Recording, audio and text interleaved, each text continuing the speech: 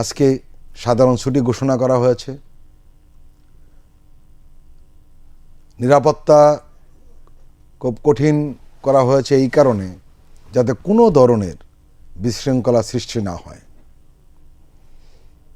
এই জাতির অভিভাবক বেগম খালেদা জিয়ার শেষ বিদায়ে সামান্য ত্রুটিও যাতে না হয় সেদিকে অন্তর্বর্তীকালীন সরকার সজাগ দৃষ্টি রাখছেন। আমরা এ পর্যন্ত দেখছি সব কিছু অত্যন্ত সুন্দর সুচারুভাবে হচ্ছে। জানাজা শেষে বেগম খালেদা জিয়াকে দাফন করা হবে তার স্বামী বীর মুক্তিযোদ্ধা শহীদ প্রেসিডেন্ট জিয়াউর রহমানের কবরের সাথেই, এবং সেখানেই তিনি চিরশায়িত হবেন। আমরা দেখছি মানুষ আর মানুষ, আইনশৃঙ্খলা বাহিনী সজাগ দৃষ্টি রাখছে। সরকারের দায়িত্বশীল ব্যক্তিরাও কিছুক্ষণের মধ্যে পৌঁছে যাবেন।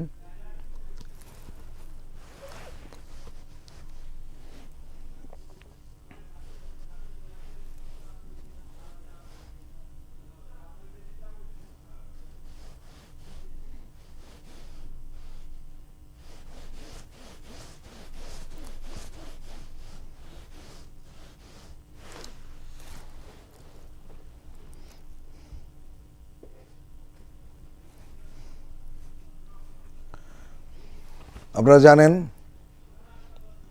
সার্কভুক্ত দেশগুলোর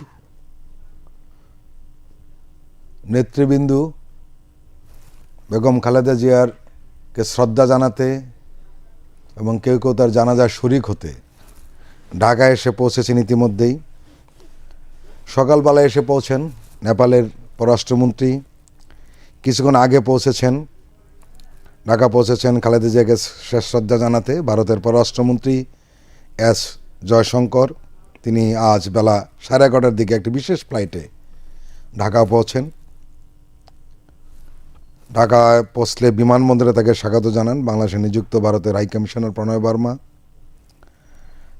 খালেদা জিয়াকে শ্রদ্ধা জানাতে এবং জানাজার শরিক হতে ইতিমধ্যে পৌঁছে গেছেন পাকিস্তানের জাতীয় পরিষদের স্পিকার সরদার আয়াজ সাদিক।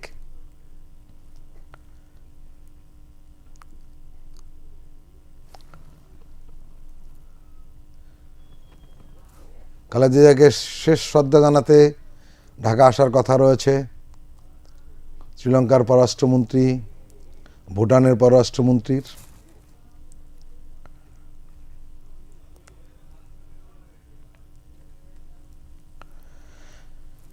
গুলশানে তারেক রহমানের বাসা থেকে বাংলাদেশের সাবেক প্রধানমন্ত্রী বিএনপি চেয়ারপারসন খালেদা জিয়ার মরদেহ বহনকারী গাড়ি মানিক মিয়া এভিনিউতে পৌঁছেছে। তাকে শেষবারের মতো বিদায় জানাতে অজস্র মানুষ ইতিমধ্যে সেখানে জড়ো হয়েছেন। তারা জানাজা পড়বেন এবং তাদের প্রিয় নেত্রীকে বিদায় জানাবেন। জানাজা শেষে বেলা 3:30 নাগাদ খালেদা জিয়াকে তার স্বামী প্রয়াত রাষ্ট্রপতি ও বিএনপির প্রতিষ্ঠাতা জিয়াউর রহমানের কবরের পাশে দাফন করা হবে।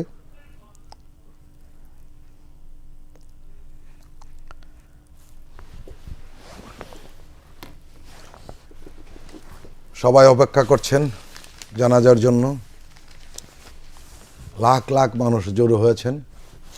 যেখানে যত ফাঁকা জায়গা ছিল ধীরে ধীরে পূর্ণ হয়ে যাচ্ছে।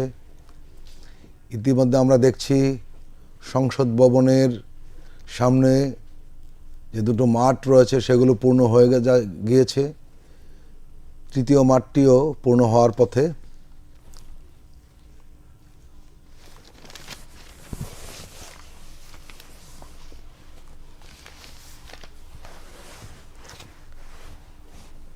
দেশনেত্রী বেগম খালেদা জিয়ার মৃত্যুতে বাংলাদেশ, দেশের জনগণ, এমনকি বিশ্বের একটা অপূরণীয় ক্ষতি হয়ে গেল।